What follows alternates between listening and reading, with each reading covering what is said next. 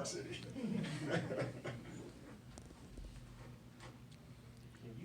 And where have you been on vacation? Like, why does the media guys get vacation? I don't get that. Like, are you our beat writer or not? Sure, you're good. I'm waiting on a baby, so my wife too. I mean, no offense, but, I didn't want to be in Memphis. Huh? I didn't want to be in Memphis. oh, okay, that's a better answer, really. Congratulations, but you still have to work now more. All right, let's get to the real business, but that is cool. That's really cool. Well, thank you. What's the real business? Anything changed? No, well, we need to win. That's for real. So. What's been the most impressive thing about Luka that you've seen so far in his career? Oh, geez, I don't know. Honestly, it's everything. I'm not jumping on the bandwagon because I said it before the draft. I thought he was the best player in the draft coming out. I was very high on him.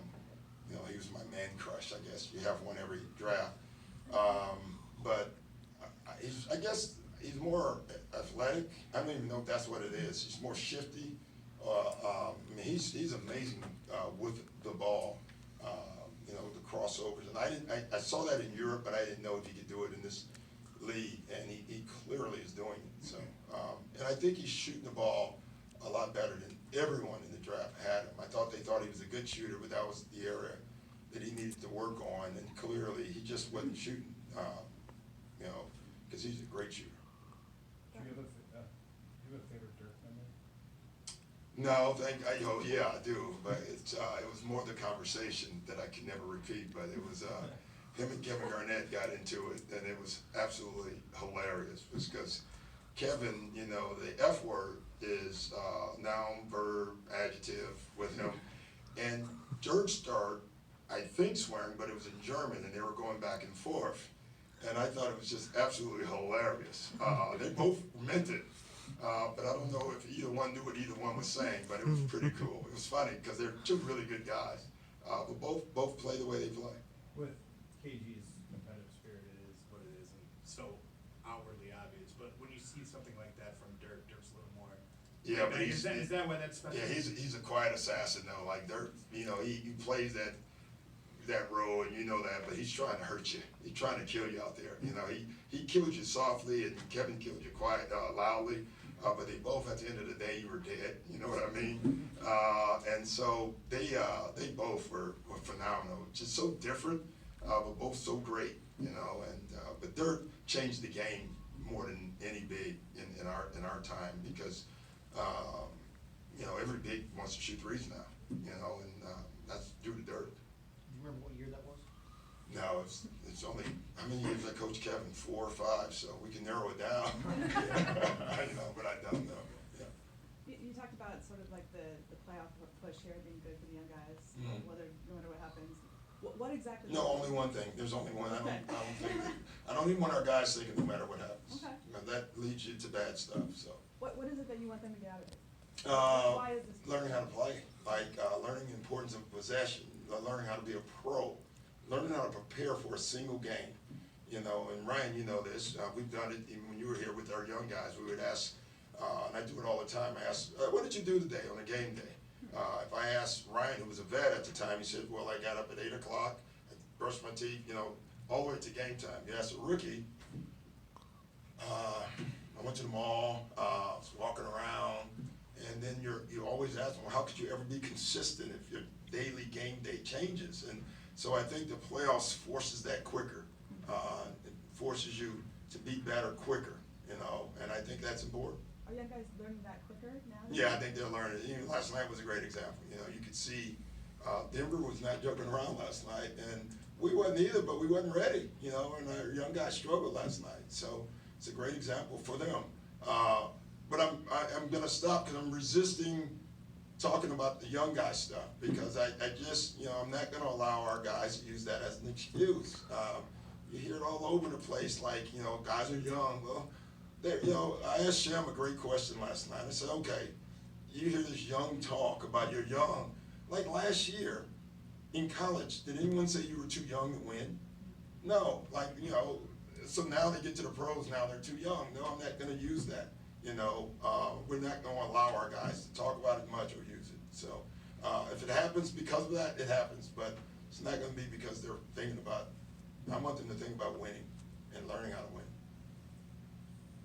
Doc, I was wondering, what is the most difficult thing for an organization to transition from like a big three that you guys had to retooling for flexibility in the future and yet remaining competitive? Like, how hard is that to do? It's hard to do.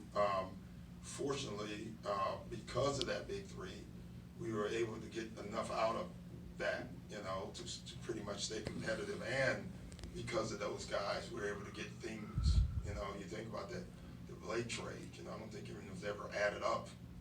You know, if you ever add up what that all brought us, you know, from, I think, 4 draft picks to Shea, to Zub, to Sham.